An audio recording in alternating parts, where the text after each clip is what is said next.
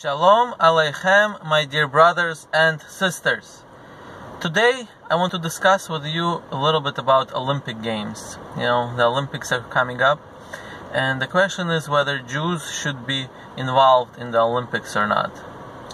And so if you don't know the history of the Olympics started, a couple of thousand years ago. It started by Greece, ancient Greece. This was part of Hellenization that took place back then. And about 2,300 years ago, the Jews fought against Hellenization. The Jews were willing to die in order not to accept the Greek culture of ancient world, not to accept the Greek religion of ancient world. So in my humble opinion, Jews should not partake in the Olympic Games. They should not be involved in it. They should not, they should not even watch it. That's my opinion. And the holiday of Hanukkah, which we celebrate every year in the winter time, this holiday is exactly the holiday that celebrates the victory against the Greek culture that the Greeks tried to impose upon the nation of Israel, upon the Jews, and Jews rejected it and they fought against it. And it came down to the point where they forcibly tried to force us to accept their religion and their gods. Now, though Greece today is something else, obviously, but still, this is where it originates. They've tried to impose their religion upon us, tried to impose their gods, their idols upon us, and Jews rejected it. Jews fought against it. The Jews were willing to sacrifice their lives for it. And if you all don't know the story of Hannah and her 7 sons, this happened in the time of Greeks. There was a woman named Hannah, and she had 7 sons, and they all been captured by the Greeks. And the Greek general wanted to have the kids, the boys, bow down to their idol publicly, so that all the Jews will see that Jews are accepting, these boys are accepting the gods of Greece. And this story is written by Josephus. The story is written in the Jewish Midrashim, several sources. It's a true story. There's even a gravesite today in Israel of her and all her 7 children. And what happened? The Greek general ordered the older son to be brought out by the guards. And they brought the older son, and the Greek told him, bow down to the statue. And the oldest son said, no, I will not, because it's written in our Torah, Anochi Hashem Elokecha, I am Hashem your God. And the Greek general ordered the son to be killed, while the mother is watching. The mother was forced to sit and watch. They called the second son, the younger one, among the second son down. They called him and they told him, bow down to the statue. And the second son said, no, I will not. And the Greek asked, why not?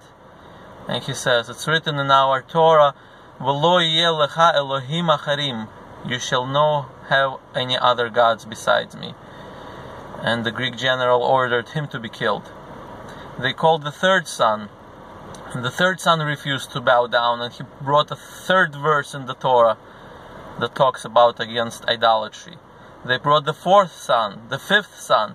Eventually they got to the 7th son, and the mother is watching all this. They got to the 7th son, and the Greek tells him, bow down. And the 7th son says, no.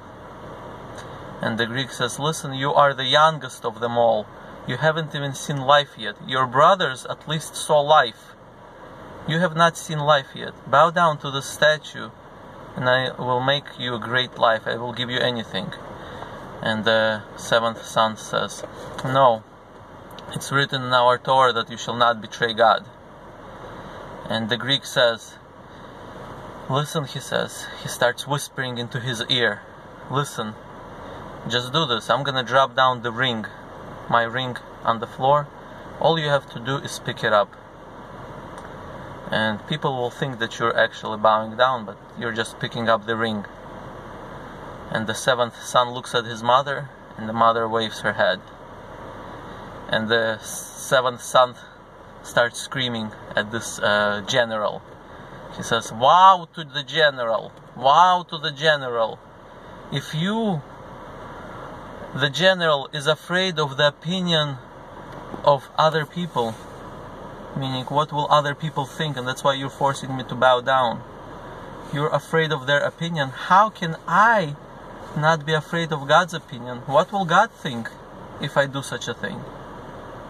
And the Greek gets angry and he says, "Listen, if your God is so strong, why doesn't he perform a miracle for you right now? Just like he performed for your ancient prophets during the times of Babylon.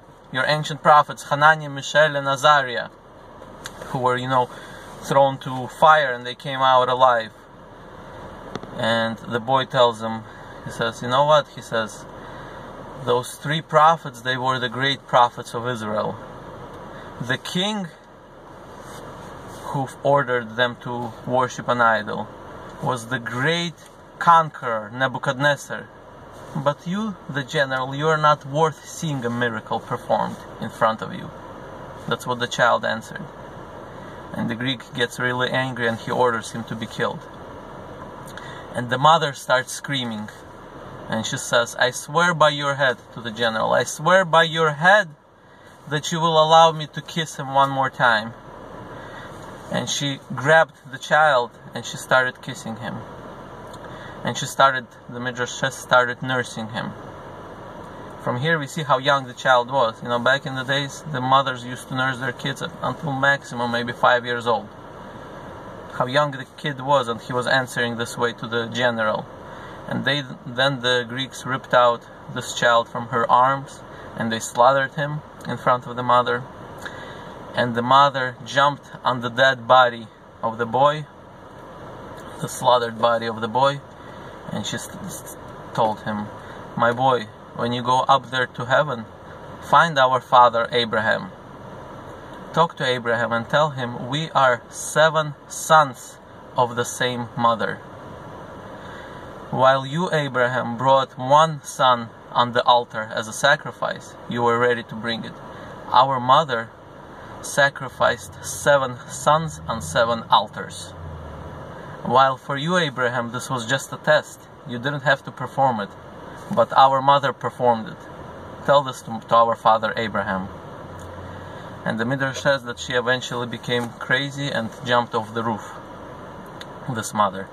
And in Israel today, the gravesite is still known where she is buried, she and all her 7 sons. This is what the Jews went through to reject the Greek culture. And right now, we're living in these easy times, and we should be willingly participating in this Greek culture, the Olympics. In my personal opinion, I think this is a no-brainer.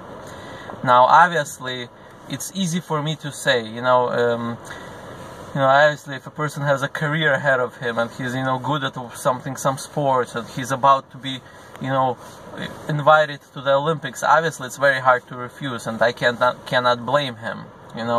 It's easy for me to sit here in the car and, preach what Jews should and should not do, but I'm trying to be as objective as possible, and in my opinion, this is a wrong thing for Jews to do, to participate in the Olympics. Thank you for watching.